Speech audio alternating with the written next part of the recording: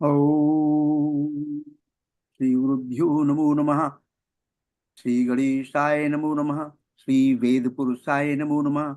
Shri Vakdevyai Namo Namaha. Shri Saraswatyai Namo Namaha. Shri Maya Devyai Namo Namaha. Shri Angrasaya Namo Namaha. Shri Kapalaya Namo Namaha. Shri Gargaya Namo Namaha.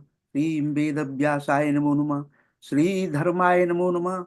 Shri Matra Sakyai Namo Namaha. Om Shri Radha Krishnabhyam Namo Namaha. My most humble pranam to all of you and future audience. Thank you so much for coming back and join with me in this Tirth Yatra towards and through the land of Loka of Vedic Sanatan Dharma Kshetra. We have been, this is the third in series of the courses that I designed under the banner of Lok Sangraha Yogadharma-Kshetra. And this tree has almost all branches that deals with the Lok Vyavahar, with the worldly occupations, with worldly experiences in different dimensions, in different aspects. One of the aspects that we were talking about here is the Vivaaha Samskaara, which is a very prominent, very, very powerful sanskar, because so many regions I have discussed in previous lectures. But one thing we have to be very clear about is that the Pati Patni, this Milan, this yogic union remains for longest period of time in the family.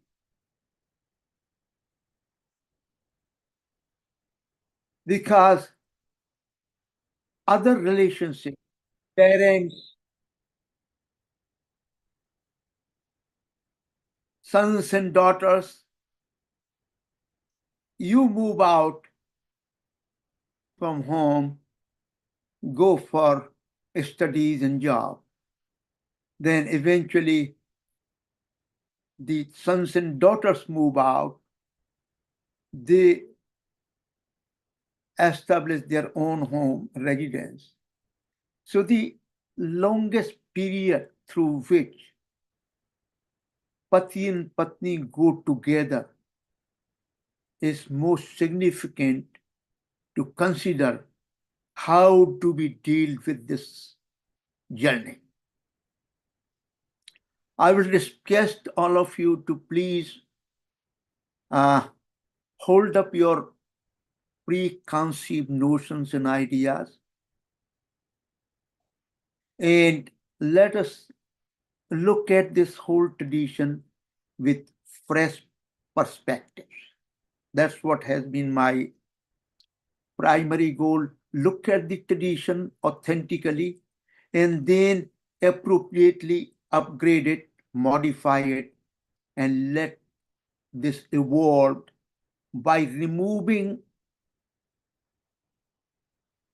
pointing out to remove lot of confusion, conflicts, pollution, and corruption that has crept in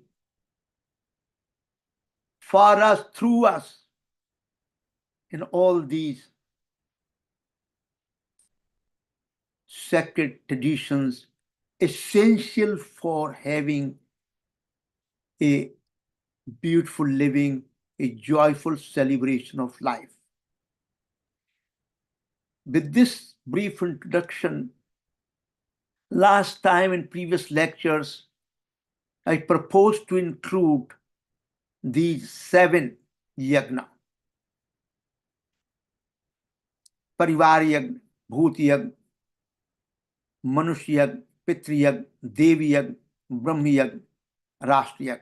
There are several entities in each of these categories. I'm planning to discuss only a couple of those from the Bhoot Yagna,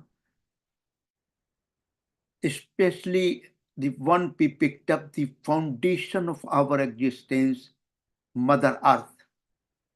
Last time we talked about it at length. This time we are going to talk about the mother cow, which is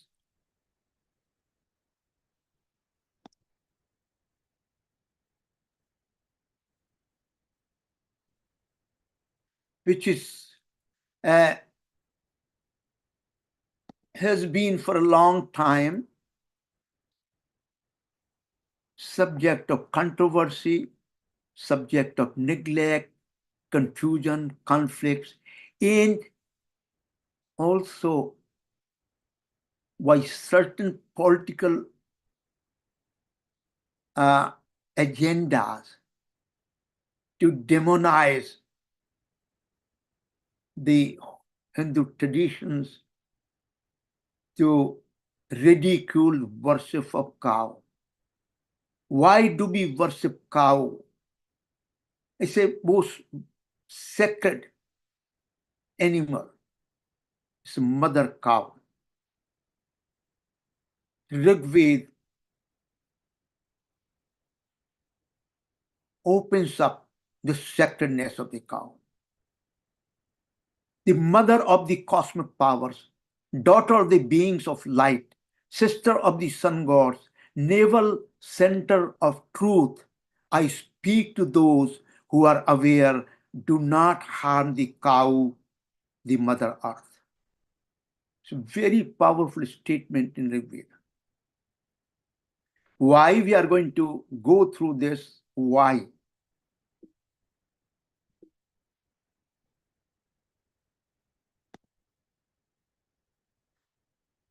Basic terms for cow that are used in our entire Vedic tradition. Some of them are here: Agnya, Usra, Usriya, Dhenu, Gau, Go, Bas, etc. Cow is the female principle to create and sustain life and material vital energy. Re-establish of the world order and visionary wisdom called Dhi. Be those who know Dhimasya Bhurvasvatastya Vituruvaredyam Bhargo Dhimasya Dhimai Dhiyo Yo Na Prachodayat. The word is so powerful, polymorphous, and loaded as one of the foundational idea of the entire Vedic tradition, and which had not been properly understood, interpreted in contemporary discourses. O Indra and Varuna, be the lovers of this Dhi, like 2 bulls of a cow. May she yields us milk and the 1,000 streams. Also, cow is the economic belt. Health, nourishment through milk, variety of food dishes, variety of medicines from milk, urine, dung, and more. Wealth, various products, agriculture products, plowing, farming, bartending, gift, ceremonial giving, etc. So it has a great economic value in various areas. It has 4 udders. And look at how in yagna these are the sounds. Swaha, Basat, Haut, Pradha. The gods live on 2 of her udders, mankind on the Hota. The father on the Swadha speech yields milk, and milk is speech, Chandyog Upanishad. These 4 udders also have been identified with 4 kshetras: Dharm Kshetra, Arth Kshetra, Kam Kshetra, and Moksh Kshetra. We'll talk about some of them as we go along. The bird go represents the actual cow created when the world took shape. Cow is the only creature who gives of herself continuously, abundantly in all the vital area of human life in this world and beyond. Gau or go is the most inclusive term for cow in the Rig Veda. The prominent description of cow can be found in the Vedas, Brahmanas, epic, Purana, Sahityik literature in various languages, just to name a few. It is not easy to document, discuss, as the cow is so pervasive in the entire Vedic wisdom tradition practices, just like the linguistic expression, just like the rays of sun. Sun rays are also called the cow. Rains are called the cows. Importance of the cow is seen not only in many references to her practical usage, frequency with which the activity of cows compared to the gods, and to the events that describe natural, ritual, and cosmic phenomena. She is all pervasive. She takes many names, and her personality or her attributes are inexhaustible. If I have to use a single sentence how to describe, understand cow, everything in this cosmos and world that is positively creative for birth sustenance of this cosmos is represented by a term go. The field of sacredness, we have talked about in previous lectures that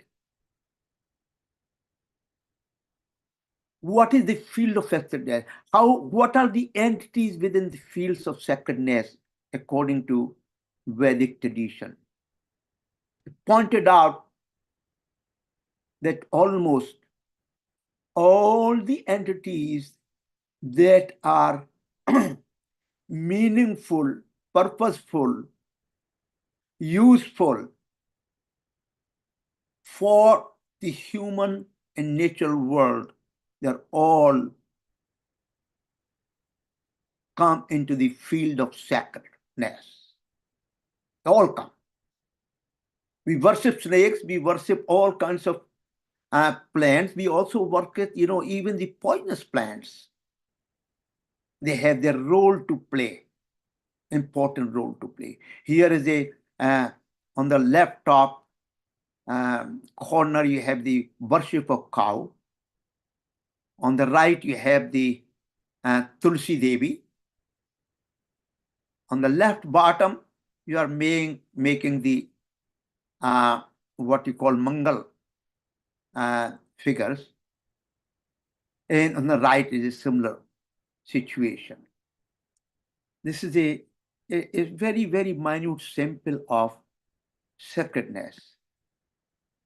Look at there's a term has come up called Kamadhenu. This is a feminine. Look at her face. This is a cow. It has many udders. It means expansion and further unfolding of the 4 primary purusarth, the Kamdhenu. The total manifestation of Go in Bhagavan Krishna's divine Leela. It's a multidimensional polymorphous inherent nature of Go, encompassing divine human nature world. This picture depicts you the original meaning, scope, and depth of the Go from Rig Veda, which manifest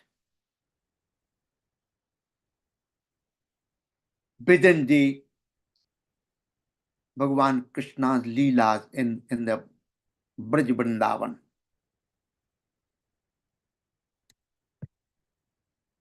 Let's look at what is the situation about killing cows. What does it mean to us? I speak to all thoughtful person, do not kill such a non-offensive and most loving cow, Atharvaveda. If you kill our cows, horses, and men, we will pierce you by lead bullets, so you cannot kill our heroes, Atharvaveda. Here is the direct message from Vedas. We must protect and secure our cows. We must foster the growth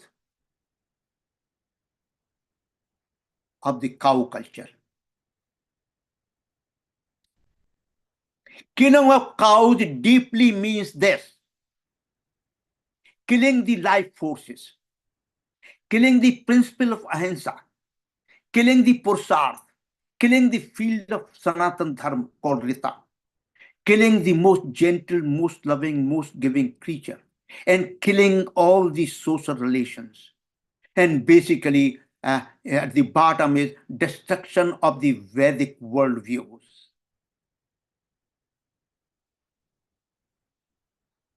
Are we willing to allow the killing of the cows? That's the question. And on this question, a lot of movements were done. A lot of saints, sages, and common people fought for it to stop cow killing in India. But unless India transformed to Bharat, this may not happen. The cows are sacred and they bring well-being to all. All the worlds are situated in cows. That's a mysterious creature, wonderful, beautiful, and mysterious creature. Biologically, we can dissect, we will find out, we can qualitatively measure different characteristics, different attributes, different properties. But behind this manifestation of cow is the entire Vedic world existence.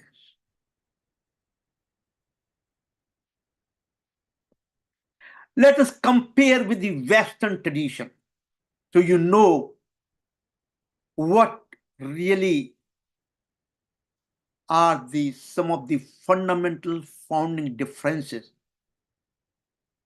between the Vedic world and the Western world.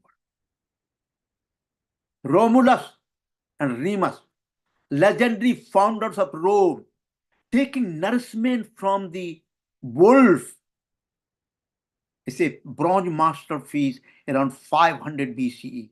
Look at these two are taking nourishment from wolf, not from the cows. We take nourishment from the cows, and they take nourishment from the wolf. This fundamental picture and image and meaning behind makes a distinguishing thought process and lifestyle and living in all field of human experiences between the Vedic tradition and the Western tradition, or which started from Greeks, the Roman, the Christian world, Renaissance, and Enlightenment age of reason, and what you see contemporary world.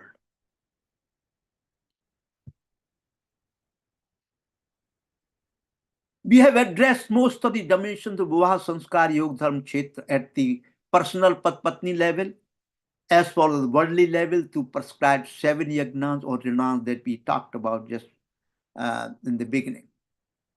What is the next profound question? So I'm raising the question. That's my way of making presentation, that without raising proper questions, we cannot move forward. We cannot have a discovery. The entire Vedic wisdom tradition is based on proper questioning under the context. The next question I'm reading here: what are the broader organizing principles, if any, of the emergent dharmic kshetras, encompassing all those through which one can comprehend the principles dealing with the inner personality and practices toward achieving a meaningful and purposeful journey of life? What are those principles? What are those organizational ideas through which the dharmic field could be understood and practiced for making this life meaningful and purposeful?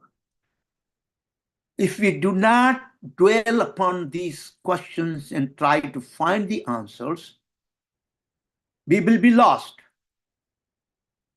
It is our own choice whether you make this life absurd and meaningless and purposeless, which is a new trend and new symptoms are coming in this world. We will talk about later on what are the reasons behind it and how we can cure this forthcoming epidemic. Is it possible to be able to experience life's journey as the celebration of joyful living? Is it possible? That's the question. If it is possible, but how? What is the ultimate goal, if any, of life that is worth achieving? These are the 3 primary questions I'm raising here. Let's look at the answers. First of all, to live a healthy, joyful, long life of positive creativity. These are the primary time-bound aim. To ultimately achieve freedom from all forms of miseries and suffering. Nobody would like to invite the miseries and suffering. To attain freedom from the cycles of birth, death, rebirth. To secure the yogic powers. To attain the divinely blissful and anandamay, ineffable joy. Akatanihi joyful existence. We all long for it. All means, under inverted commas, those who think they have human attributes. They are human beings. And they are called Purusharth Yogadharma-Kshetra. That's how the birth of Purusharth Yogadharma-Kshetra took place, by asking those questions and answering those questions. And these are the primary organizing principles and categories. The traditional and popular only 4: Dharma, Arth, Kam, and Moksha. And I'm critiquing those. These are the shortcomings and drawbacks. Misunderstanding about the above categories to be separate and independent of each other. That's the first confusion, conflict. They are separate and independent of each other. started appearing probably in Mahabharata times. The names identify the categories can create impression that they are really separate and independent. In Mahabharata times, other times, there was background behind which was hidden at the time. But those who were talking about dharma, arth, kam, and moksha, those who were practicing under those four categories, they had in their background what they are doing. But that background got mixed. No longer we had that background. And this separation and independence created contemporary maladies when you deal with the human world. Consequently, thoughts and practices in artha kam domains can move to the kshetra of adharma. We will indicate later on. As an example, one can earn wealth by fraudulent and corrupt means, and then a tiny fraction to donate to temple, for example. With the conviction, this whole activity has become dharmic one without any bad karmic consequences. Adharmic engagements in activity under both categories can be justified as dharmic by doing some superficial dharmic activities. A list of corrupted thoughts and actions is endless. Just to simply look around more carefully. Every kind of adharmic activity, every kind of corrupted and fraudulent activities, most of us execute on personal level, family level, social level, national level, international level. We simply say, okay, it does not matter. Simply, I do little visit the temple, do the holy places, and do little chanting, or do donations of all kinds to get out of these bad karmic consequences. And my dear listener, it's not going to happen, because this is all what you're doing to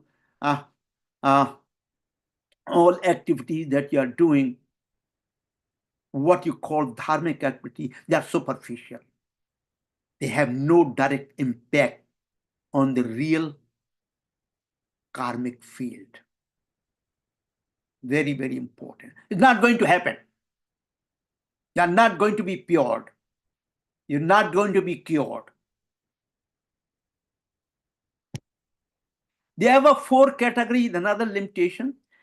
Another above four categories remain incomplete as another fifth one remains ignored completely, and that I can call this to be param pursar.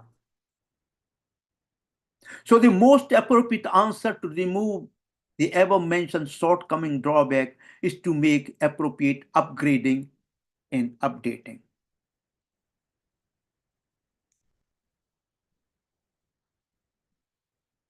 And these are the updated, upgraded Pursad dharmas. Simply saying dharma, that we're using the word dharma, earth, kam, and moksha, they are incomplete, they are misleading. What dharma we are talking about? Adi Devik Yog Dharma Kshetra. That's the dharma we are talking about.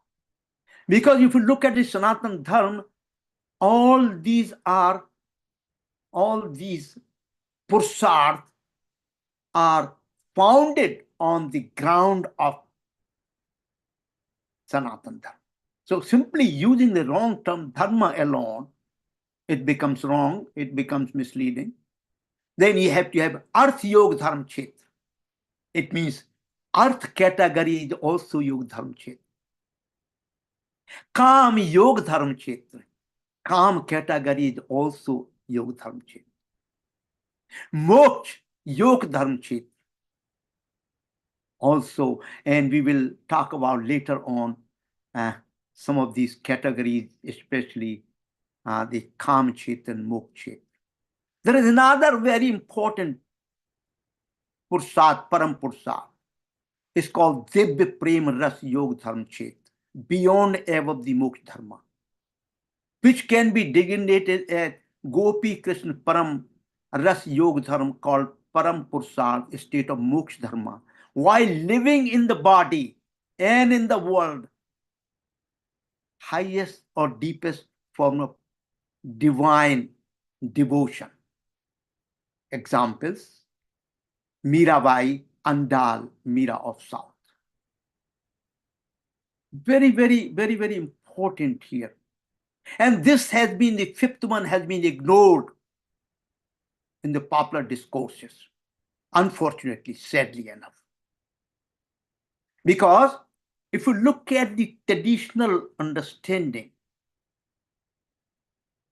you have what you call Vishay Vishyanand. It means you are taking pleasure through your senses to fulfill the desires obtained from senses, whether you have good food, good thought, whatever. This is called Vishyanand. And beyond and above this Atmanand, when you are situated in the state of Atman or Brahman, that's the Atmanand. When you're situated in Atmanand, the Vishyanand loses its place, does not appear there, it disappears.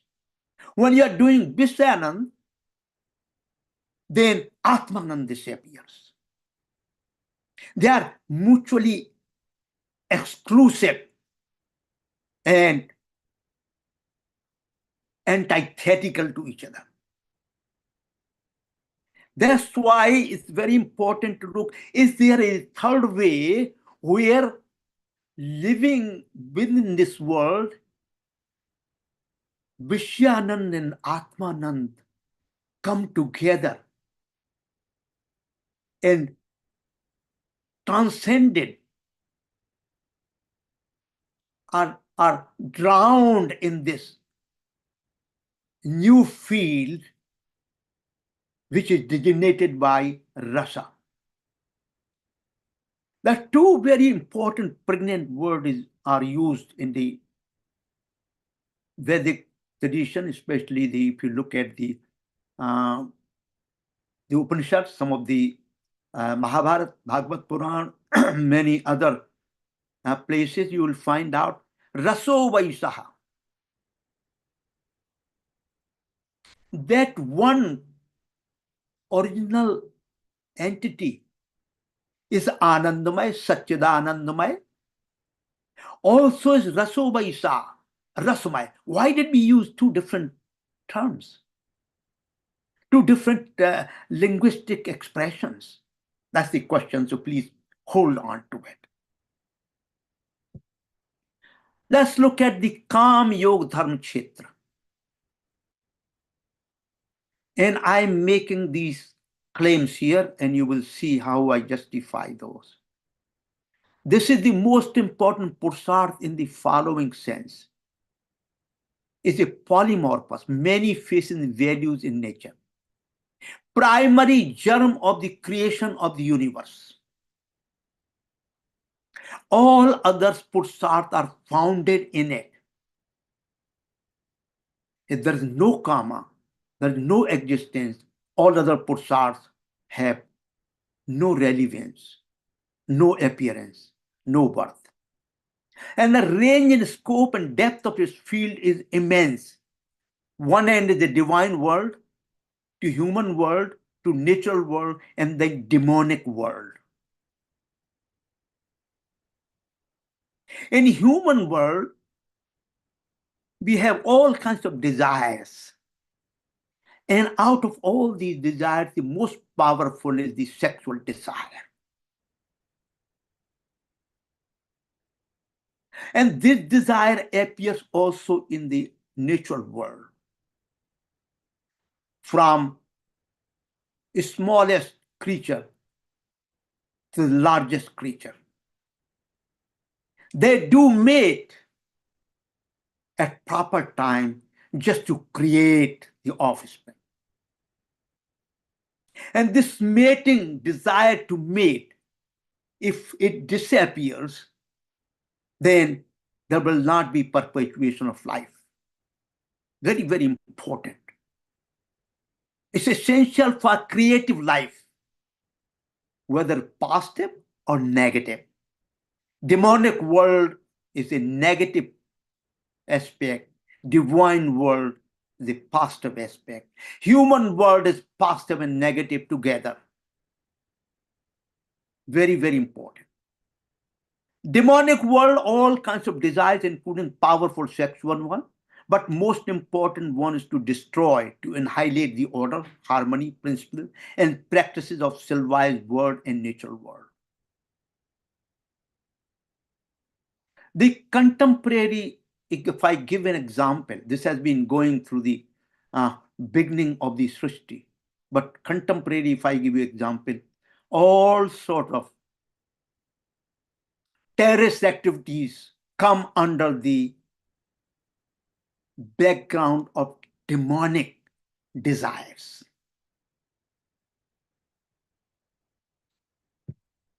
Let's look at critically the Kam Yogadharma-Kshetra. Where does it come from? Look at the hymn of creation, one of the most important hymns in Rig Veda.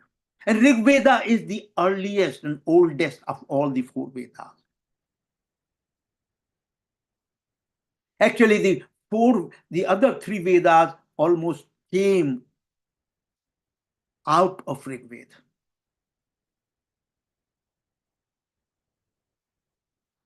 The first hymn is the neither was there death nor immortality, nor any sign of night or day. The one breathed without air by its own impulse. Other than that, there was nothing whatsoever. This is before the creation, before the existence taking form. This is the Rig Vedic proclamation. One of the most important hymns of Rig Veda. There was the only one, even before non-existence and existence. This is rishis are describing. And the term rishi means, I just want to re-emphasize it. Rishi term means those whose heart is so pure and enlightened that the thee appears within their heart, and within this thee feel totality of existence and non-existence appear. And then they formulate, then they spell out in linguistic terms. We'll come back to it a little bit more later. That's the Rishi. They have divine wisdom, and they have divine wisdom means foundational principles as well as how they manifest in this universe. Look at this, what that happens. What the one you're talking about. In the beginning, Kam arose, which was the primary germ of manas of that one.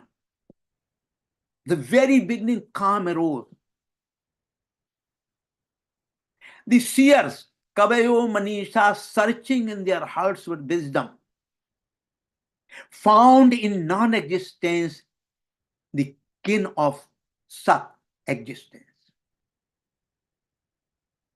That's why we call Asato Ma Sadagamaya. From Asat, take me to Sat. Kam arose from the divine manas of one. What Kam? I want to become many in all. Eko ham bahushyama. That's my Leela. I love it. The Sat had emerged from Asat. It's a paradox, one of the most important paradoxes, and I have tried to resolve it, address it. in one of my recent publications. The Sat has emerged from Asat. Kabayo, Manisha are the two loaded technical terms.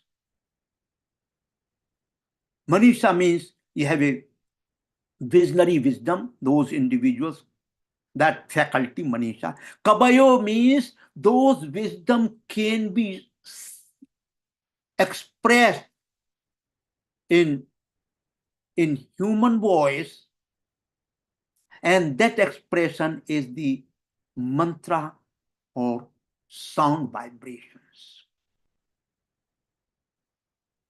The entire Vedic tradition is based on audio field. You heard and then you expressed into languages, proper languages. That's the germ of mantra. They cannot be arbitrary. They have to be highly structured, organized. Mantra also have matras, measure. I'm not going to go deep enough into that. So this is the difference between Manisha and Kavayo. Searching in their hearts, not in their cognitive faculty. Keep in mind, please, just to remind you, the wisdom, Atma, Paramatma, they're all situated in the faculty called heart, not in the brain or cognitive faculty at all. That's very important. And actually, cognitive faculty also relates to the Jnana Kshetra. And Bhakti tradition, Bhakti Kshetra really comes from the field of Hridaya, heart, where the karma and Jnana gets drowned in it. The above two hymns have most relevant, powerful connection with the contemporary debate on the origin of universe, origin of language, origin of universe, origin of the sound, origin of the music, and many, the very first hymn of Rigved, Agni Mele Purohitam. I have dissected earlier, decoded earlier. Is a totality of what you call the existential principles.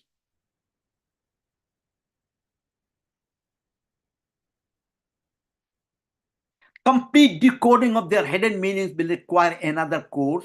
And my question to you, are you willing to accept this challenge? How these original ideas of the existence manifest in the contemporary debate in the cosmology and cosmophysics. How they are under debate, but there's no comprehensive agreements among the scientific community. This is the state of the art if you believe blindly that our contemporary scientific understanding will give us all that we need. Forget about the Vedas, forget about ancient wisdom. And this is the greatest delusion that we have. Adi Bhautik Vigyan, Adi Bhautik Kshetra have its relevant, its power and meaning. But without the Adhyatmic Kshetra and Adidevik Kshetra, it remains incomplete, limited, and devoid of any ultimate meaning. Astu. One, Akshar Brahma desired to become many in all. This calm was his first act. That's three Upanishad. Brahman is also Anand Sarup and Ras Sarup. Wherever the state of Ananda is, the Ras Bhav is found. And that is situated in the heart sky, Hridyakas. Again, Taittiriya Upanishad. Please note, two highly loaded, polymorphous, wonderful, mysterious terms, Ananda and Ras. They will be discussed, reflected upon in the next lecture, November 2. We will discuss about them, reflect them, and touch the mystery behind these two terms, from how they relate to our own experiences, if we have any experiences. If we have cared about recapitulating, rethinking about our own experiences as life keeps on going. I have talked to so many retirees, and I asked them, well, what you carry now that will help you to sustain your life with joy, with meaning? Most of them will tell you, no, they don't have anything really. They are very much bored. Boredom is a new disease, which is epidemic. So this is very important.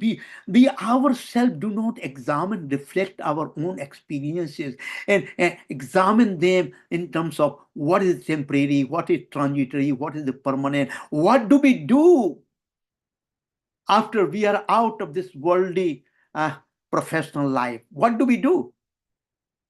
This question has to be raised, and we will talk about this in the future lecture when we touch upon the Banaprastha. Calm is the first source of creation existence. It pervades all the world's divine human nature. Without desire, nothing can originate. Nothing can come out. There are some very interesting on the calm itself. I'm going to project something that you may not have heard of, the explanation that I'm going to offer to you. Seek freedom and become captive of your desire. Seek discipline and find your liberty.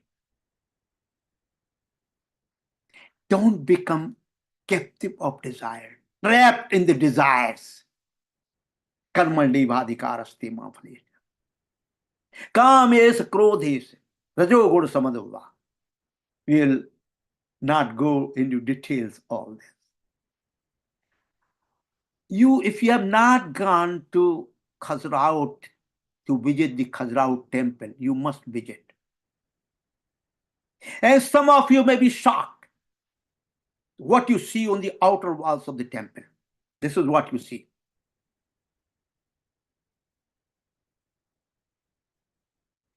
Candid, honest murals, figurines engaged in sexual activity. This is what you see. How come? This temple has on the outer walls this sexual activity, openly exhibited, shown here through these figurines. That's the fundamental question. And this has a far-reaching consequences when we talk about the artist creating nudity. It's a direct relevance to it. How do we answer that?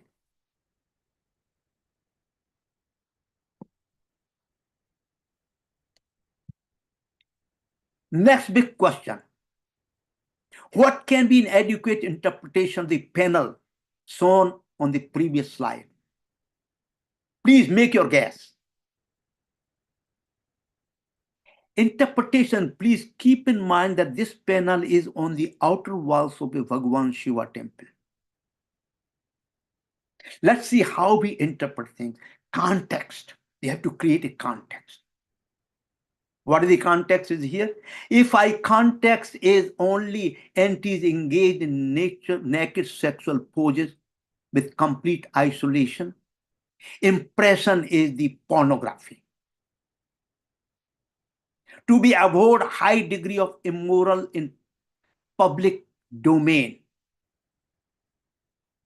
This was the reaction of Christian colonialists visiting Khajuraho. Even native visitors totally confused. Was it pornography or what? Leftists and pseudo-secularists, they will declare this to be a pornography. When this pornography is allowed, why not contemporary pornography is allowed?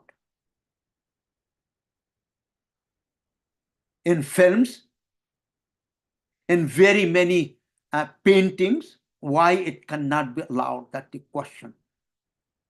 My reaction is, I fully agree with the above impression when the total context is ignored, complete isolation from the temple.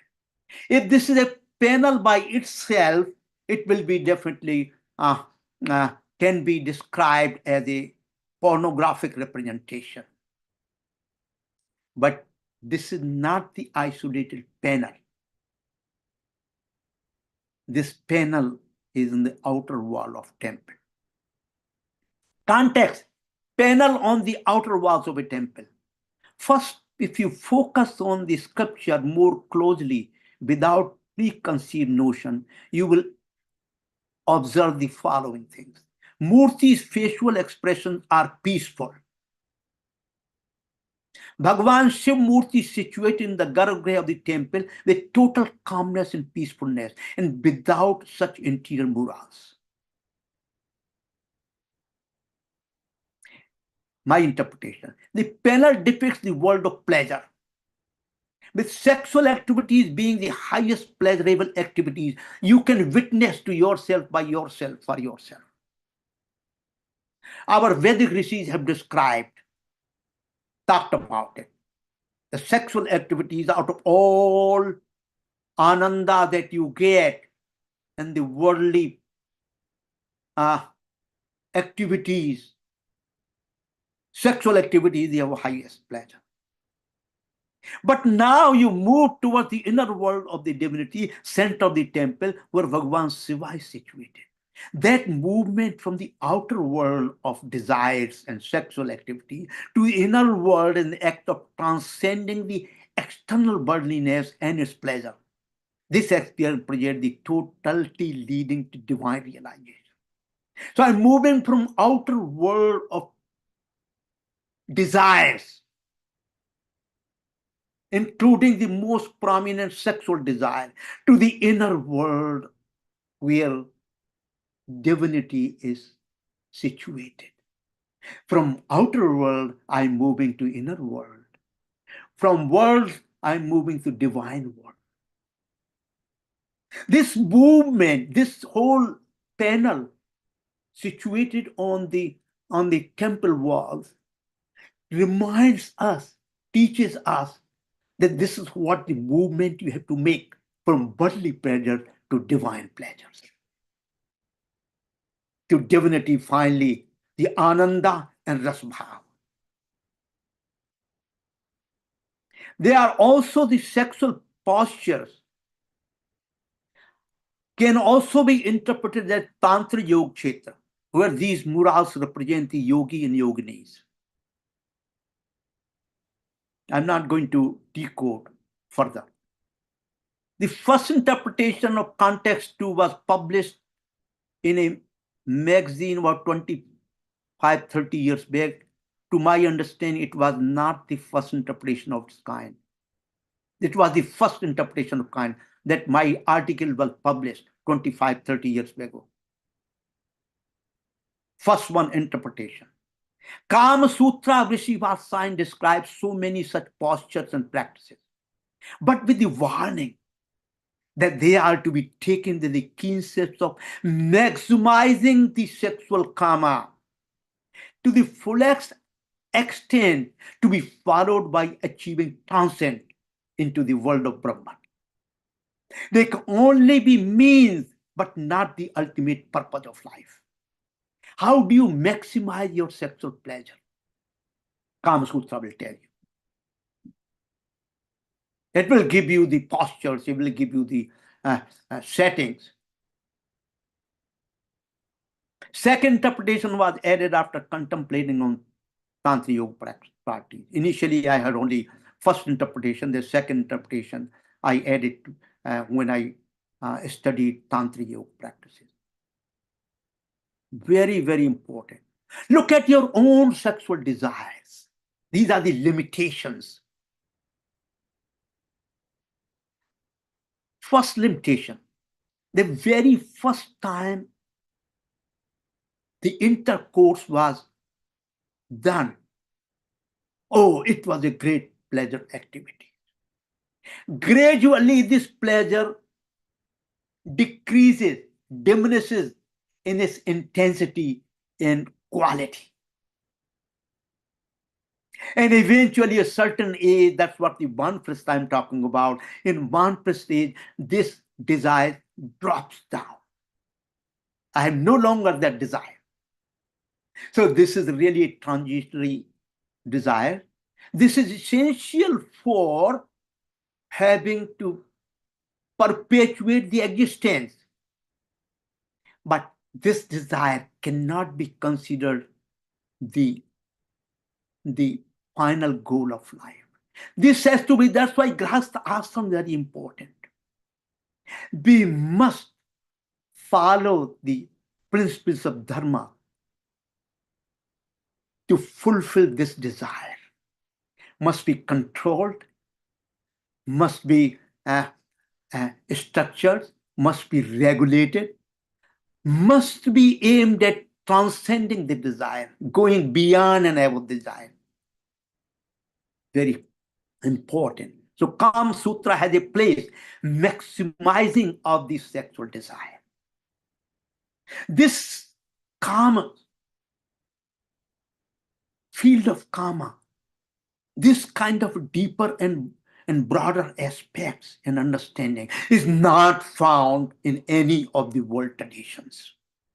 These are the part of the uniqueness of the Vedic wisdom. So purpose, meaning, interpretation of Vedic wisdom in all the fields, Adidevic, Adhyatmic, and Adibhautik, require context, context, context. Without giving, without founding the context, majority principles and ideas and practices cannot be interpreted meaningfully. And what the context is, the field, it has its own structure, it's all contents, it's a function of time, it's a function of so many variables.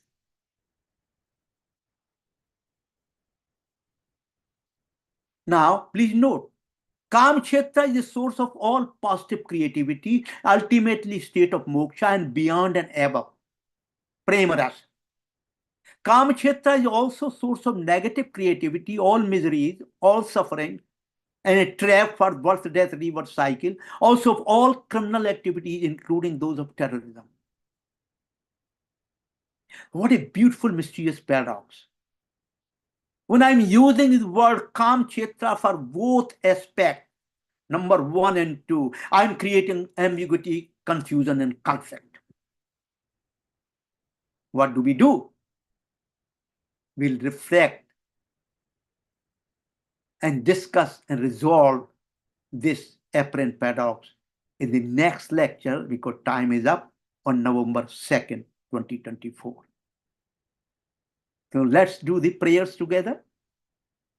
My dear listeners, Om Sahana Bhavatu, Sahanau Bhunaktu, Sahaviryam Karavavahai, Tejastu Navadhitamastu, Ma Vidvasavahai, Om Santi Santi Santi Hari Om.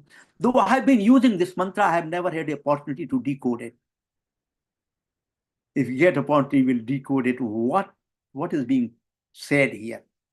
It's clear from the translations, but it has a very deeper meaning relevant to Lok Sangraha Yogadharma-Kshetra. My clarion call, please wake up, rise, and come into action. All kinds of questions, easy or hard, are most welcome. Please limit your questions on the current lesson. Your question promote more meaningful dialogue that can clarify the potential confusion, misunderstanding, and can promote enhanced understanding and new insights as well. I myself and Acharya will get opportunity to learn about some new insight that can be incorporated in these lectures. Teacher and students learn together through proper questions, through proper confusions, enunciating what is going on. I cannot understand this. I have a paradox. I have a confusion. I have a conflict. Please. So this mutual dialogue, very important to keep going towards the Satyam. With my folded hand, my gratitude to your immense kindness. And I beg your pardon for any offenses my language, my ideas may have committed. And I look forward to your blessing. So, thank you so much. Thank you so much. Thank you so much. Now,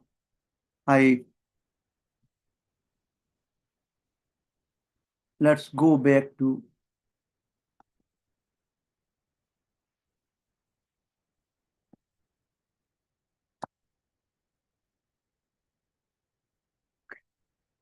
question and answer, please.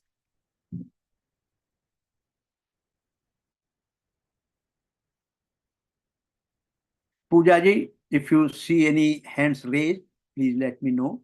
We can discuss about. Yes, sure. I will inform you. All right.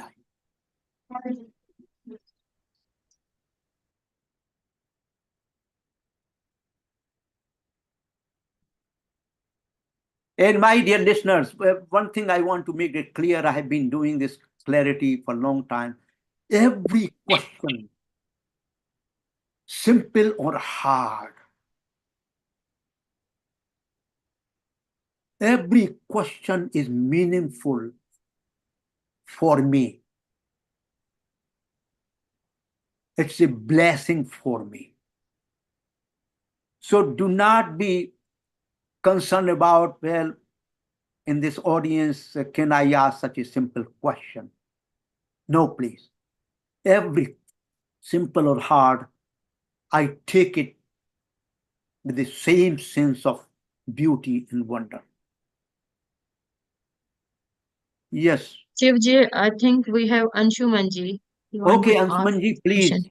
Namaste, Namaste, Dr. Chaturvedi. It's so nice to be on one of these chats, one of your discourses finally in person. Dr. Chaturvedi, I was listening with such candor and rapture. And, and I understand how, sneh, how can lead to moksha and bhakti, and it's key to it. And, it came to my mind when you said, if I'm misquoting, please forgive me, Ishwar Paramatma sits first in the heart, not in the mind. While, jnana, gyan comes from the mind. Yeah. It is not in the cognitive space that the Lord exists. The Lord exists here, Yeah. And, a line from the Granth also comes to me, Jin prem kiyo tin hi prab payo. Only who has loved may know the Lord. Yes. But often I find myself asking, where is the line between the love that is Maya and the love that is divine when one engages in the world for love? Where is it that we forsake the Lord, or where is it that we perhaps in our loving the material world, the sargun, that we might lose the path to the bigger love that we are finding? It's a great question. It's a great question. It requires another complete lecture to discuss further. But briefly, this is what I'm giving you an example. Yes, sir. Okay. The separation is an artificial separation. It's a continuum. In order to see this is a continuum, worldly pleasure, divine pleasure, you have to be situated in the field of heart. Absolutely. Okay, this is very important. And that's why you go to Bhagavad Gita, he's talking about, yes, he's talking about the Karma Yogi, Jnana Yogi, and these are totality that one can see me as I am. We require the Bhakti tradition. Hriday. Let me give you an example. Suppose, are you married or not? Not yet, sir. Not yet. Okay. You love somebody, for example. Okay. Your father, parents, whosoever, brother, sister, you love somebody. And when you meet that somebody also has his her own personality. Education, family like, shape and size, beauty, and all that. When you meet this someone, focus on these features. This person has this degree. This person is professionally so successful. This person has beauty of this kind. This person is wearing these kind of clothes. Focus on this one.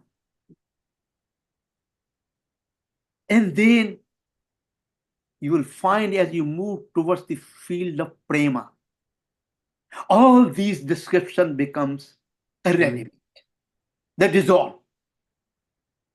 When my mother or grandmother used to see me,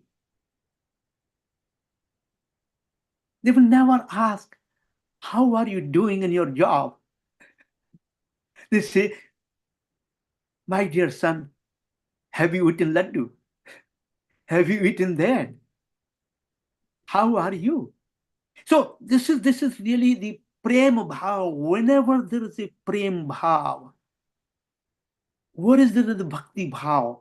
All these cognitive structure get dissolved in it. Absolutely. जिन खोजा तिन पाइया गहरे पानी बैठ मैं बौरी बूढ़न डरी रही किनारे बैठ. Unless you experience those, language becomes no. You cannot express through language. Language does not reach to that deeper level of hriday. Good. Okay, so language becomes really limited. Language will tell you to reach up to a doorway, but unless you have your experience yourself by yourself for yourself, no, it will not make much sense to you. For example, let me give you another practical example. I love gulab jamun. I love also jalebi. Both are sweet. And if you ask me, if you have not tasted by yourself, you ask me, tell me what the difference. I cannot tell the difference. That's also sweet. That's also sweet. जानने की चीज है. It has its own taste. That has its own taste. But I cannot communicate the taste and the feeling in ras. Ras cannot be transmitted through any language. Whether you're talking about the digital language or you're talking about the non-digital language. It has to be experienced depending upon what kind of faculty you have developed. Hriday faculty, cognitive faculty, correspondingly, and you will experience the depth of prema rasa. This is important. Experience. So the limitations of the language. And how can you get some idea about it? You can say, well, Dibya Prem, I don't know what you're talking about. First, go back and look at the Lokik Prem.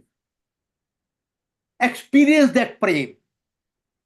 And then at that highest Prem, that's why it's called the the sexual desire and sexual intercourse at the critical moment, it gives you highest pleasure. Once you have experienced that, you say, oh, that pleasure must go beyond and above. It is limited in scope. Slowly and slowly you practice it, it dies out. But the practicing of the divine prem increases the divine prem. Beautiful. See, this is so we have to have a real taste of world pleasure. Also, it's very important. You have two individuals, for example, individual A, individual B. Individual A is of your liking, and individual is a better educated from your perspective than individual B. Okay. You will, when you see those two individuals and if you have a question in mind, who should I love more? You will immediately try to see, okay, who is more compatible to me, to my personality. Sure. Yeah. I have fallen in love with the idea. If I don't know whether we have a couple of times, let me share my own experience with you in front of the entire wonderful and beautiful audience. When I had first encounter in a village with my wife after just Vivaaha Samskaara, when I met for the first time, I sang few songs. And one of the song was, I vividly remember, न ये चांद होगा न तारे रहेंगे मगर हम हमेशा तुम्हारे रहेंगे न ये चांद होगा. I kept singing and I started contemplating on it. Then I told my wife, I beg your pardon, I lied to you when the very first meeting. She said, what do you mean by it? I said, no. How it is possible that we can be there together when there is no sun, there is no moon, there is no world? How we can be together? When existence is not there, we are never together. Even one life, second life, I don't know whether we are going together or not. No, I lied to it. When I did decoding, I said, what we can do, this can still be very meaningful, wonderful, the statement of the divine love. Let us, both of us, move together Wow. to achieve that state of prem ras. And we found that prem ras in the Gopi Bhav. Because the Bhagavan is always going to be there, Bill there, was there. I only existed when there was non-existence or existence. Bhagavan Krishna tells to Arjuna, even rishis, devata, they do not know my real nature, real identity, because they came from me after. So this is very important. I am the original source of them. So the prem ras, when it ये पागलपन हो जाता है फिर. So this, how we can experience we have to experience very actively the worldly pleasures, whatever pleasure you like to, somebody has a great pleasure in eating good food. Fine. Examine it critically, decode it. Well, can I keep enjoying this pleasure forever? It has a limit on it. Secondly, is there any pleasure which can be much, much more eternal, never ends, but increases? As soon as you have the desire to raise such questions, you are on the right path. You've left me speechless, sir. Thank you, Ashman ji. Thank you so much. Sadar naman hamare. Thank you. I have made a loss to myself by missing your previous lectures. God bless. Such mein. Thank you so much. Any other questions? I think we have one question in chat from Girdhari ji. Okay, Girdhari Shivji- ji, please turn on your Ji. video so I can see you.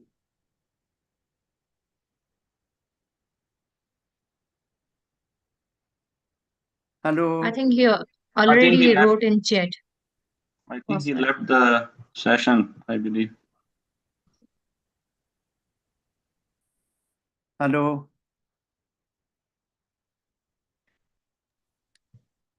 हाँ भान जी नमस्कार. You have to unmute. Girdhari ji, please unmute yourself. Unmute it. You are on mute. हाँ, मेरी प्रार्थना है, मैंने लिख के भेजा है कि एक सेशन आप आगे किसी समय इसी जो आपने हिम ऑफ क्रिएशन उसकी व्याख्या की, उसके बारे में और विचार देने हैं. मैंने 2-3 प्रश्न, एक दो प्रश्न है. पहला प्रश्न ये है कि क्या शास्त्र कहते हैं कि ये जो ब्रह्म है या ब्राह्मण है, क्यों उसने रचाई ये सृष्टि? दूसरी बात कि अगर सृष्टि रचाई तो दैविक लोक बनाया, तो उसके बाद क्या हुआ, क्यों कहा कि मृत्यु लोक भी बनना चाहिए? और तीसरी बात ये कि जो बनाई तो उनको माया से क्यों घेर लिया? तो ये 3 प्रश्न में एक सेशन आप आगे को हमें हम वर्मा जी से रिक्वेस्ट करेंगे कि इन प्रश्नों पर नहीं, आपने शास्त्रों का अध्ययन किया है तो जो कुछ कहा है उसके बारे में का उत्तर के लिए आपको एक पूरा मतलब जो है 1 आवर चाहिए. हाँ, इसीलिए मैं कहता हूँ कि अभी तो कुछ ना बोले. अगली बार जब भी आपको ठीक लगे आप हमें उसके बारे में बताएं. बहुत वर्मा जी से स्केड्यूल करेंगे इसके लिए. देखिए concept Maya is so wonderful, beautiful. Okay, and not only that, the purpose of universe existence, what it is being debated at the highest level among the scientific community. I will compare and contrast and give you the answer. Exactly. What answers we're giving in in the other tradition, Judeo-Christian tradition or scientific tradition, and what answers are given in Vedic tradition. बहुत बहुत धन्यवाद. So I will request Barma ji that we can have 1 hour session whenever is convenient for Barma ji will coordinate it and see, and you will get all the information. Yeah, we'll do it in December sometimes. Okay, perfect. Yeah, we will do in December. Yes. Excellent. Thank you. Excellent. Any other question?